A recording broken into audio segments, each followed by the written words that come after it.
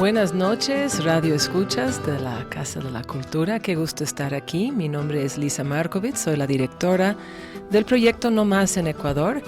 Y esta noche he tenido el gusto de tener una celebración que la he compartido con Santiago Benavides, mi compañero de la Fundación Teléfono Amigo, porque nuestras dos organizaciones han decidido formar una alianza a favor de la comunidad. Nosotros con espacios de apoyo llamados Conversando con la Vesi, que son ruedas de diálogo, donde damos un apoyo presencial grupal a las personas que tal vez necesitan desahogar una pena, hablar de algo, no sentirse solos.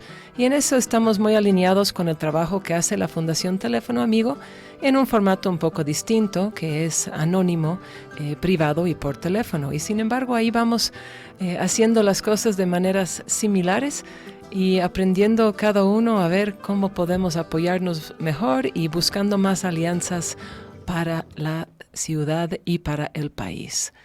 Sí, muy bien, gracias, Lisa. Así empezamos nuestro programa, queridos amigos, pero había una perla que queríamos de entrada presentarle, una reflexión de las tantas que Lisa Markovitz en su programa No Más Ecuador todas las semanas logra rescatar de una serie de actividades que se desarrolla. Por favor, Lisa, si nos cuentas esa perla y avanzamos. Claro, y voy a explicar un poco primero qué es una perla. Y voy a recordar que esto es algo que sale de nuestras ruedas de diálogo, pero efectivamente si pensamos lo que es una perla en la naturaleza, una ostra está ahí sentadita en el mar y resulta que le entra un grano de arena. Y ese grano de arena le molesta a la ostra de la misma manera que a nosotros nos molestaría un grano de arena en el ojo. Es algo que la ostra no buscó, no lo quiso, y es algo que le causa dolor.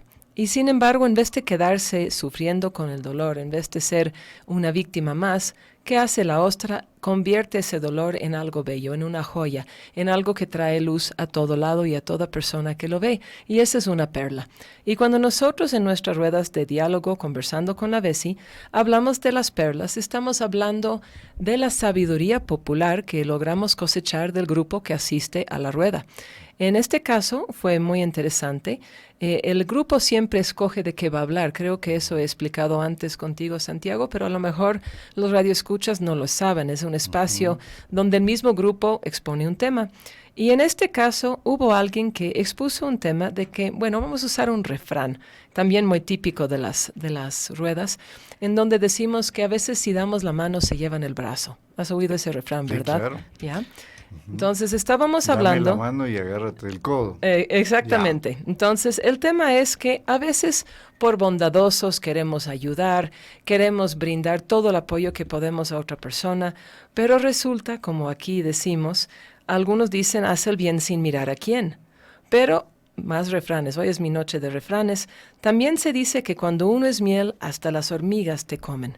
Entonces, si vamos a poner en un balance a estos dos refranes, que ambos reflejan lo que es la sabiduría popular, es decir, lo que todos aprendemos por la vida o de nuestros padres o nuestras madres o abuelos, abuelas, el tema es que hay que encontrar un equilibrio en nuestro actuar.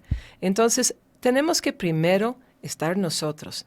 Tenemos que valorarnos por lo que somos y anteponer nuestras necesidades por bienestar interior antes que poder brindar a otros. No nos referimos en este sentido a ser egoístas. De hecho, las ruedas fomentan comunidad y nos interesa aprender a apoyarnos los unos a los otros.